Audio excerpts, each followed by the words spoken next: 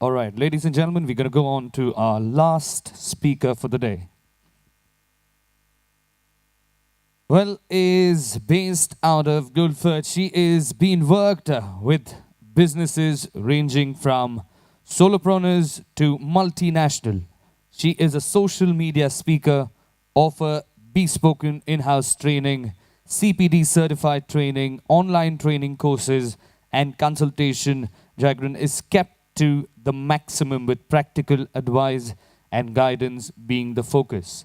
Well, her books are How to Twitter. Well, How to Twitter for Business Success and Converting Conversions to Customers or Conversations to Customers and the Essential Guide to Social Media Sales Success. Well, it's time for you to give a big hand for our last presenter for one last time for the day, ladies and gentlemen. Let's have a big hand, everybody. And please welcome Nicky Kriel from UK. Thank you. It's been a long day. I'm sure your brains are fried by now, so let's go. I know that this topic, I've spoken to a few people about it in terms of where people's markets are coming from.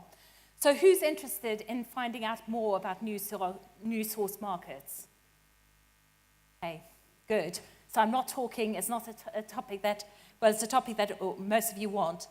If I haven't followed you on Twitter, if you've been tweeting and I haven't followed you, please tweet me and say, hey, Nicky, what about me? And I will make sure that I follow you as well. So you can find me on @NickyKriel. And don't forget the hashtags, both ICTT2017 and the hashtag India for Beginners, which is trending. Great. So what we're seeing is a great shift in demographics in tourism. We're seeing masses of people coming from countries like Brazil, Russia, China, as well as countries like Mexico and Indonesia and Malaysia. So tourists have changed in the demographics, and also tourists are becoming younger. What this is just the tip of the iceberg that we're seeing right now. Only about 8% of holiday makers in emerging countries are using international travel. So the potential could grow a lot higher. And China, which is the biggest tourist market, or outbound tourist market, only 6% of Chinese people have a passport. So you can imagine in the next few years how dramatic the change can be. Now, one of the reasons that we're seeing this growth is that emerging markets are becoming more affluent. I don't know if you know what the tipping point of when people start traveling. Does anybody know what the household income would be? Have you thought about how much a household income would be before people actually consider travel? Well, they've worked it out to be about $35,000, which is about 2.2 million rupees. So if a household income reaches that level, people will actually start considering going on holiday and taking travel. Now, they're expecting in the next 10 years that there'll be 30 million people who will reach over 100,000 US dollars. So those people will definitely be traveling. And of those, a third of them will be coming from emerging markets. Top 10 outbound travel tourism expenditure. These are the growth between 2000 and 2015. China came top with 35% growth, followed by Russia, India, Brazil, Mexico, Indonesia, Korea, eventually USA, which used to be a big spender, Turkey, and then France. So you can see what's happening, where the growth is coming from. It's coming from emerging markets. And here's some of the reasons for growth of international travel. We've got rising disposable incomes. We've got the cost of travel has dropped, so it's becoming a lot cheaper to travel. We're seeing easier visa applications, and I've experienced that with coming to India. I had the perception, everybody said, getting a visa for India is incredibly difficult and hard work, but my experience was completely different, and I know that that's recent changes.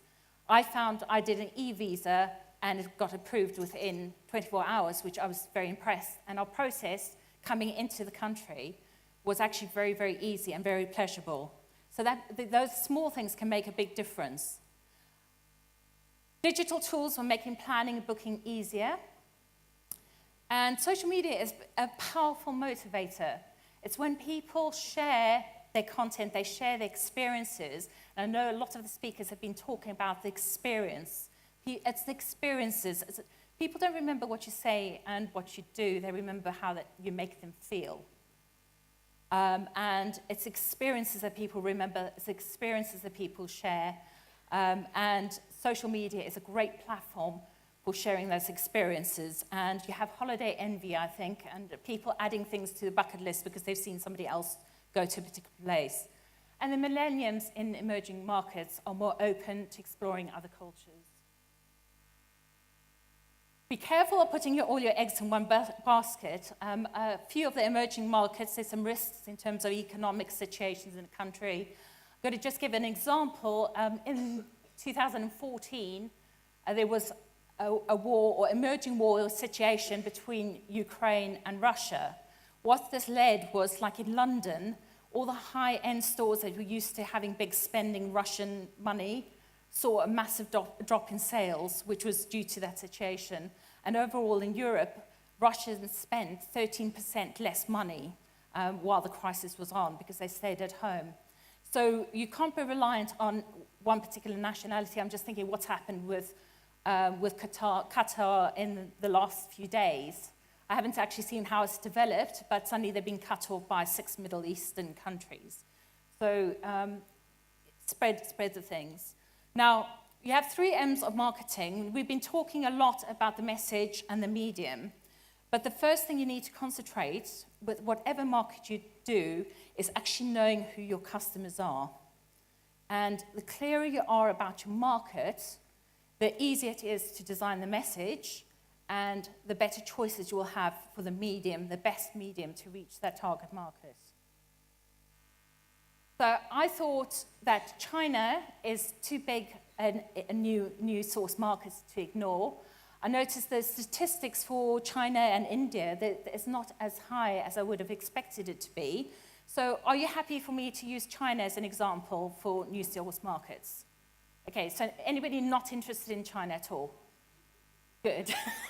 Otherwise, I have a problem with that.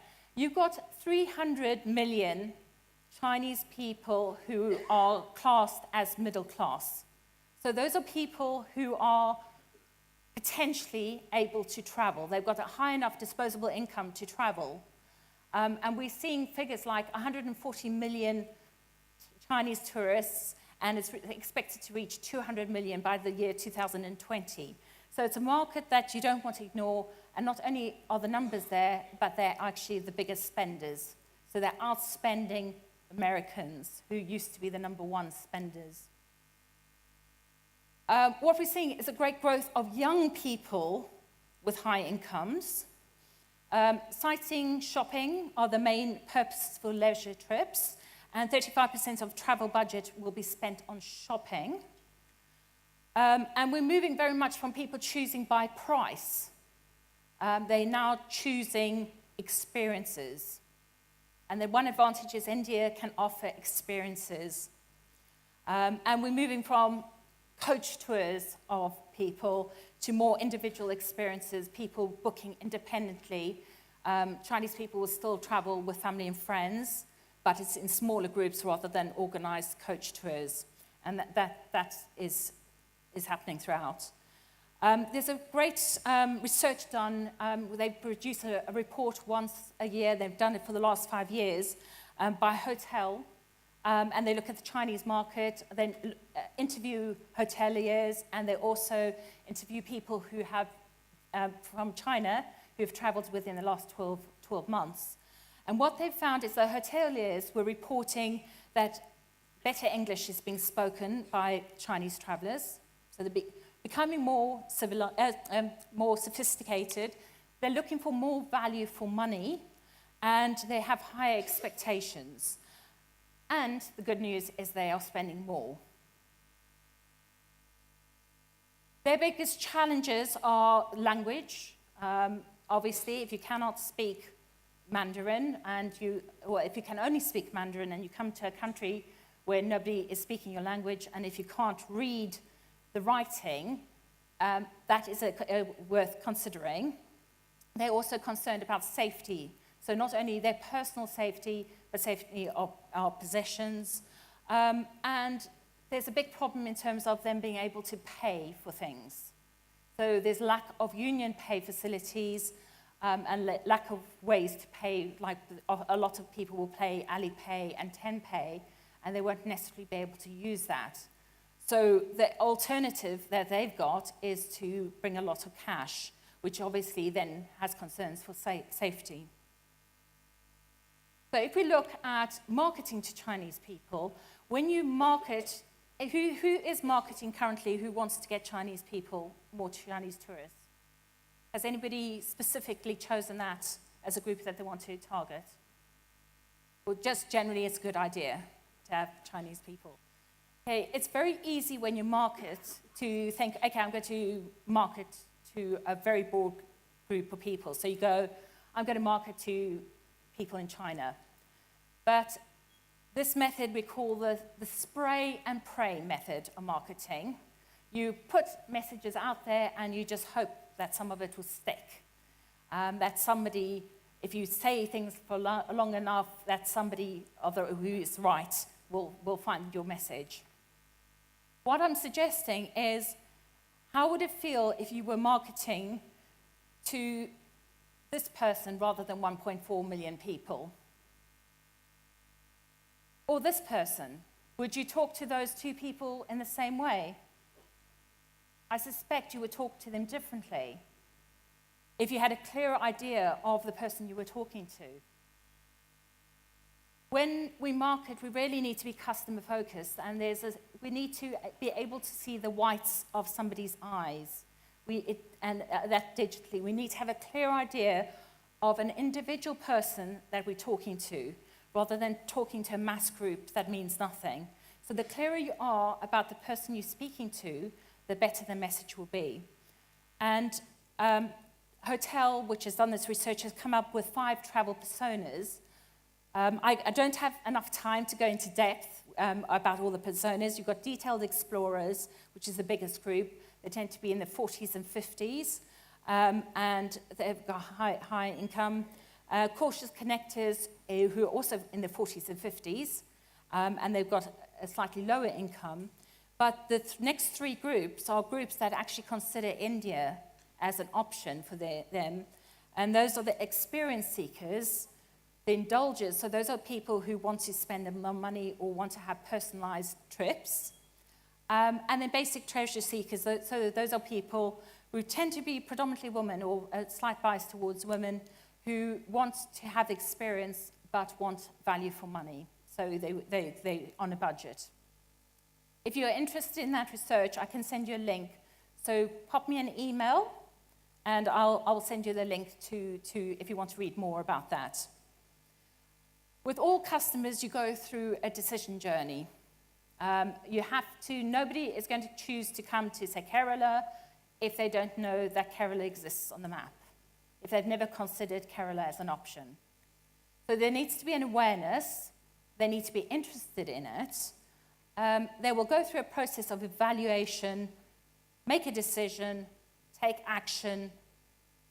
Once they've taken action, they will talk about it, and hopefully that will build loyalty.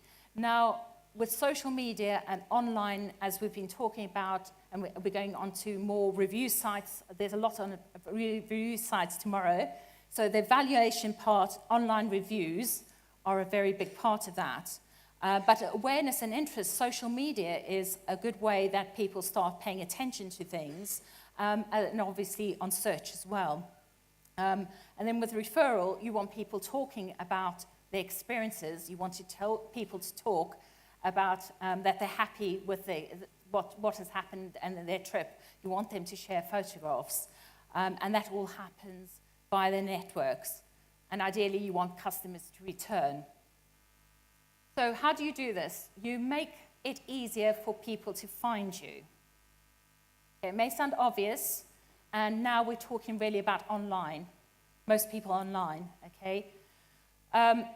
If you're marketing to China, you have to forget Facebook and Google and all the familiar things that you know. You have to think of Baidu, which is a big search engine, WeChat, and I know you're using WeChat, so that might be more comfortable for you. Weibo, Renren, and Youko, which is the video operating system. So you have to have a different mindset, and you have to have that approach of you need to talk where people are, you need to be able to be aware of where they are, and you need to market so they can find you. An example of this is you need, with your website, being found on your website, a common problem that Chinese people have is that there's not enough information on websites, and TripAdvisor, their version for China is a longer page with a lot more information than they have on their normal pages. Australia is having a China-Australia Year of Tourism this year, and they actually have websites that are designed for the Chinese market. So they've got a cn.cn website, a domain name, and they'll have content that is particular for China. So it's not a website that you can click on a button and it gets translated. It's a website that's actually built for Chinese people. And then don't forget mobile. More than 70% of Chinese tourists will use a travel app to book a vacation. That's Travel Zoo's survey in 2016. It used to be that in China, most of the people doing international travel would use a travel agent. Those numbers are changing. So it's moving more and more online, possibly because more and more websites are in Mandarin and they're being able to get found. Okay, so these are tips for digital marketing. So it's not just social media, it's digital marketing. You want a website built for China rather than in translation. You want the domain name .cn. You want it, if possible, on a Chinese server. Alternatively, if you can get one on Hong Kong, so it's been hosted on a server there. Your SEO and your search engine optimizing and your search engine marketing that you do has to be for Baidu. And pages need to be both in English and Mandarin so they can be found easily, depending on what they're typing in. Lots of information, as I mentioned, mobile optimized, which is fairly obvious now, with hopefully you've been listening to everybody else. And if you go on Weibo, you're going to reach 50% of the Chinese population. Then once they have made that decision to come, you want to make it easier for them to feel at home. Now, them feeling at home, their travel starts, well, potentially it starts at the airport in the country, but you can't do anything about that. What you can do is, at the point of their arrival, is think about how you're going to help them to feel more comfortable in the environment. So how about, unusual Indian sort of tips or, sort of cultural things that people might find unusual in Mandarin so they can find out. I mean, at the airport, there's a potential to have it there. Obviously, in hotels, when they arrive, you want to make them feel comfortable. And Hilton Resort have got a program so that they do, particularly for Chinese people, are in the areas, in the cities that are popular with Chinese tourists. And what they do is they have breakfasts, and particularly make sure they've got Chinese breakfast, which I noticed that the hotel we're staying at, this hotel does that.